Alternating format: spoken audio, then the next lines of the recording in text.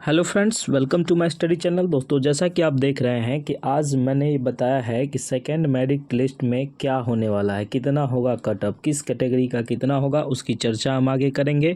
दोस्तों, आज का जो प्रमुख बात सब है उसको आपको इस वीडियो में दिखाया जाएगा। आप 5 मिनट धैर्य से बैठे और अपने सारे समस्याओं का हल इस वीडियो में देखें।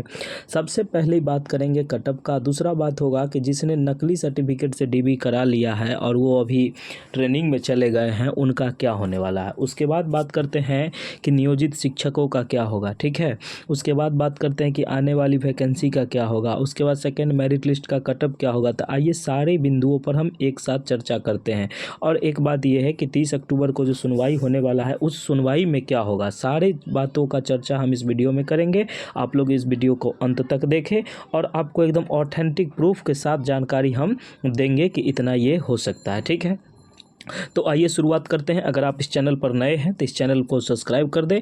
ओके, तो सबसे पहले जो बात करते हैं सेकंड मेरिट लिस्ट का कट ऑफ क्या होगा। तो दोस्तों, इससे पहले हम जान लेते हैं कि इस बार का जो कट ऑफ दिया गया है, जैसा कि आप देख रहे हो कि कट ऑफ इस बार का अभी जो दिया गया है वो क्या क्या कट ऑफ है। तो आप इसको ध्यान से देखो। जैसे आप इधर देख रहे हो कि ये जो है यूआर, जैसे देखिए कि जनरल का यूआर जो है अनरिजर्व्ड कैटेगरी का 67 है, फीमेल का 57 है, ईडब्ल्यूएस का 56 है और ईडब्ल्यूएस फीमेल का 48 है। इस तरह से सारे का है। और जहाँ पे ये ना दिया हुआ है, इनका कहने का मतलब है कि यहाँ पर कैंडिडेट नहीं मिला है, ठीक है। तो अब आप इसमें देखिए कि ईडब्ल्यूएस सर्टिफिकेट में अगर आपको हो सकता है तो क्या क्या होगा, इसकी जानकारी हम आपको देते हैं कि सेकेंड मेरिट लिस्ट में कितना नंबर पर हो सकता है आपका कटअप, ठीक है। तो सबसे पहले हम बात करते हैं आपका कि ईडब्ल्यूएस की कैटेगरी अनरिजर्व्ड कैटेगरी का। दोस्तों देखिए, अगर इसमें क्या होता है कि अभी जो रिजल्ट घोषित किया गया है, इसमें एक लोगों का 2-3 जगह रिजल्ट है, ठीक है। समीकरण को समझिए, एक जगह का 2-3 जगहों पर रिजल्ट किया गया है, जिसके कारण थोड़ा सा दिक्कत है। और इसमें जो हम बात करते हैं आगे सेकेंड मेरिट लिस्ट का जो है वो कट ऑफ 2 से 3 बातों पर डिपेंड करता है। 2 से 3 बातों पर। सबसे पहले 1 to 5 जिनका भी रिजल्ट 1 to 5 में हुआ है और 9th 10th में हुआ, 11th 12th में हुआ, किन्हीं का रिजल्ट 9th 10th में 11th 12th दोनों में हो गया है। तो दोस्तों, इनमें से ये है कि इनमें से अगर ये एक सीट छोड़ेंगे तब वो सीट खाली होगा, ठीक है, तब वो सीट खाली होगा। और उसमें कितने हैं जो सीटेड फेल हैं, जो क्या है सीटेड फेल हैं, लेकिन वो पकड़े नहीं जा रहे हैं, वो थोड़े दिन बाद पकड़े जाएंगे। लेकिन आप लोग धैर्य रखिए कि जितने भी लोगों ने जाली किया है उनका ज़िंदगी बर्बाद हो जाएगा। और ज़िंदगी बर्बाद इसलिए हो जाएगा, वो अगर खुद से ज्वाइनिंग नहीं लेते हैं अभी तो ठीक है। अगर मान लीजिए गलती से ज्वाइन हो गए, क्योंकि उसमें आपको एक शपथ पत्र भरवाया जाता है, उस शपथ पत्र का आप उल्लंघन करिएगा तो आपको जेल हो जाएगा। क्योंकि अभी हम देख रहे हैं मेरे समाज में एक बगल में आदमी 23 साल नौकरी किया था, ठीक है। बीच में सरकार एक बार कहा था कि नकली सर्टिफिकेट है तो आप छोड़ दीजिए, लेकिन उन्होंने ऐसा नहीं किया। अब वो पकड़ाया है तो उसका जो है उस पर 74 लाख का पूरा ये आया है टैगलाइन, ठीक है। 74 लाख रुपया उसको देना है और वो अभी जेल में है, ठीक है। तो अब हम आके बात करते हैं कि जैसे अब देखिए कि सीट अगर इसमें से कुछ खाली होंगे तब आपको वो सीट मिलने जा रहा है। सबसे एक बात और है कि जो भी नियोजित टीचर हैं उन्होंने भी पीएससी का एग्ज़ाम दिया है, लेकिन उनके लिए एक से ये बात है कि अगर आप इस बहाली का अभी कुछ कहा नहीं जा सकता, इसलिए आप लोग अपना सीट को पकड़े रहिए और नए को मौका दीजिए। आप लोग बस इसका सीट रखिए कि हम इसमें पास हैं, मेरा इतना नंबर है, रिजल्ट को एकदम रखे रहिए। आपका नियोजित होने का कुछ दिन बाद तो आपका अलाउंस होने ही वाला है, इसलिए आप लोग ज़्यादा घबराए नहीं। ऐसा नहीं हो कि आप ईवी सीट छोड़ दें अपना जो प्राथमिक में भी कर रहे हैं और बाकी का है। तो आगे आपकी फैसला, आपको जो मन लगे वो करिए। इसको ध्यान से देखिए। तो ये जो कटअप है इस सब 3-4 बातों पर ध्यान देंगे। कितने लोग डीएलएड फेल हैं फिर भी उनका नौकरी हो गया है, तो ऐसे अभ्यर्थियों का जल्द से जल्द सिलेक्शन करके इनको करेक्शन करके हटाया जाएगा। आप लोग घबराए नहीं। और आगे बात करते हैं हम आगे जो देखें तो आप लोग ने ये समझ गया कि नकली सर्टिफिकेट वालों का क्या होगा। तो आइए हम समझते हैं कि नकली सर्टिफिकेट वालों का। तो नकली सर्टिफिकेट वालों जितने भी हैं वो हम कहते हैं कि आप लोग अगर गलती से कुछ कर लिए हैं तो उनको आप छोड़ ही दीजिए तो वो बेहतर है, नहीं तो आपको जीवन बर्बाद हो जाएगा। अभी आपका उम्र है, अभी आप दूसरे आ रहा है वैकेंसी उसमें भर लीजिएगा, लेकिन आप इन नकली पर काम नहीं करवाइए, क्योंकि नकली चलने वाला नहीं है। आज दिन आप तो देख ही रहे हैं कि नकली वाला खुद ही आके दे रहा है, क्योंकि उसको परिणाम पता है कि आगे क्या होने वाला है, ठीक है। तो आइए अब हम बात करते हैं, अब हम आगे बात करते हैं। आज कुछ ट्वीट आई है, जैसे देखिए कि NA3 in the cutoff means no candidate in that reservation category was left to available.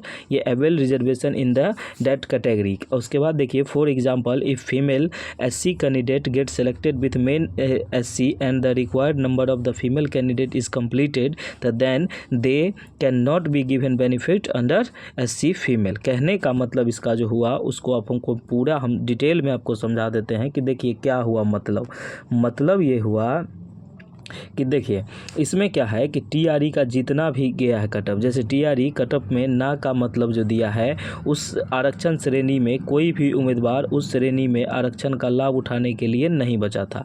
उदाहरण के लिए यदि महिला SC उम्मीदवार का चयन पुरुष SC के साथ हो जाता है और महिला उम्मीदवारों की आवश्यक संख्या पूरी हो जाती है तो उन्हें SCF के तहत लाभ नहीं दिया जाएगा। ठीक है, तो इनका कहने का मतलब है। और ये और कुछ ट्वीट दिए हैं उनको भी हम दिखाते हैं।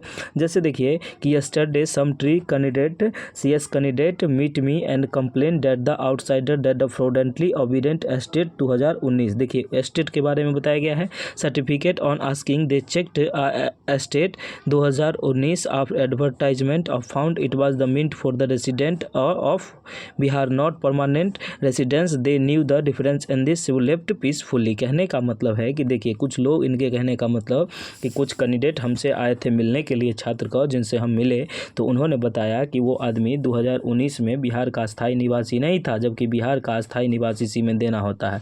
तो इन्होंने एडवर्टाइजमेंट की जांच की और उसमें पाया कि उसमें अस्थायी निवासी नहीं लिखा हुआ था, उसमें ये लिखा हुआ था कि आदमी का बिहार का निवासी होना जरूरी है। इन्होंने डिफरेंस ये बताया अस्थाई और ये आवास वाला में कि जो व्यक्ति अभी मान लीजिए उस समय वो बिहार में था लेकिन अब कहीं और है तो उसका जो है तो वो हम इसको वैलिड करेंगे और इसको हम मानेंगे। इन्होंने इस आधार पे इसको किया है। उसके बाद आगे बात करते हैं कि अभी देखिए कि इसमें कुछ ऐसे विद्यार्थी हैं जिनका कि ये दोनों में सेलेक्टेड है, जो कि गिने चुने हमको मिले हैं। तो इनको देखिए और ये वायरल भी हो रहे हैं खूब तेज़ी से, तो इसको भी देखिए कि ये दोनों में है। अगर ये सब अपना अगर एक पोजीशन पकड़ेंगे तो एक सीट इनका क्लियर होगा। ठीक है, उसके बाद बात करते हैं कि आने वाली वैकेंसी के तहत जैसे देखिए कि पुराने स्कूल में रहेंगे 28,000 नियोजित शिक्षक, जो जिधर के हैं वही उसी में रहेंगे। आज का ये पेपर का कटिंग है, आप लोग देख सकते हैं।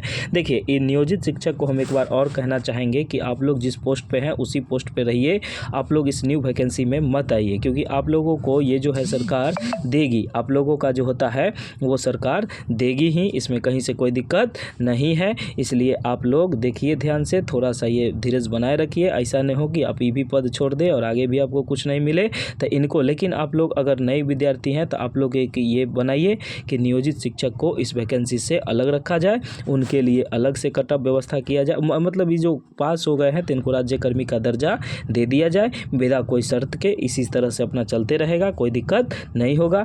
अब आगे जो हम देखते हैं वो तो आप समझ गए। उसके बाद कल का जो था BPSC अतुल प्रसाद का बड़ा बयान, ये सब हटाया जाएगा। नियोजित शिक्षक को इस नियुक्ति से अलग रखे, उन्हें अलग राज्यकर्मी का दर्जा दे, बिहार के युवाओं को नौकरी दे सरकार। कहने का यही रीज़न है, क्योंकि यूपी वाले तो देखिए जहाँ तहाँ भरे हुए हैं। इसलिए आप लोगों से निवेदन है, आप लोग एकदम मांग उठाइए कि नियोजित शिक्षक को हटाओ, कटअप को बचाओ। ठीक है, समझ में आया कि नहीं? अगर आप चाहते हैं कि सेकेंड मेरिट लिस्ट में कटअप अच्छा जाए तो नियोजित शिक्षक को हटाओ। तो ये जितने भी स्टूडेंट पास हैं, जितने का जो 50 आ रहा है, मतलब 48 क्रॉस है, मतलब जो अपने लिमिट के अनुसार पास हैं उनको जॉब हो जाएगा। Okay, thank you so much. मिलते हैं नेक्स्ट वीडियो में। अगर आपको बढ़िया लगता है तो आप इसको क्लिक कर दीजिए। Okay, thank you so much. Subscribe कीजिए।